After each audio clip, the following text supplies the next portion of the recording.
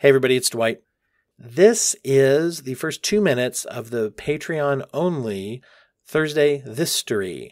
Once a week, I do a little dive into the history of mental health and associated psychological cultural things. Once a month, the whole episode will appear on the main feed, but for, the rest of the weeks, it will just be the first 2 minutes. So hope you enjoy it. If you'd like to learn more about how to support the program, go to patreon.com/brokenbrain or dwighthurst.com/support. The Broken Brain. Welcome back, you lovely, wonderful patrons of the Broken Brain. This is your Thursday Thistory, looking at the history of mental health. Today, we're going to talk about telehealth, telepsychiatry, teletherapy. Tell a friend that they can get services online. You probably are aware of that.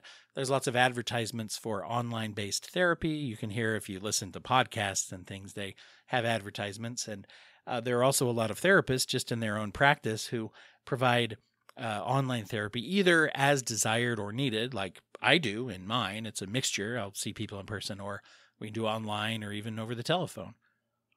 And then there are those who do that exclusively. If you listen to my interview with Chris Tittle recently, who is a friend, colleague, former intern of mine, who is now, master of therapy out on his own.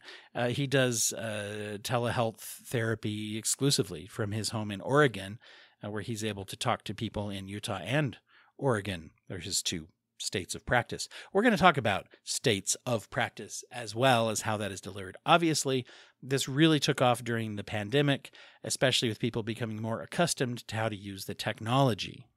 But first, a little step back in time. You may be surprised to know the first time that telehealth started to be used. Now, technically, telehealth is anytime you're receiving a medical service when you're not in the room with the medical professional. And, of course, the phone was invented in 1876 by Alexander Graham Bell. Did you know that he thought when you answered the phone, you should say, ahoy hoy? Little trivia for you. That is why Mr. Burns says that on The Simpsons, because he's a million years old.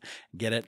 Now, Alexander Graham Bell, of course, famously not a therapist, but you may be really surprised to learn how far back therapy was first done over the phone. We're talking 1959.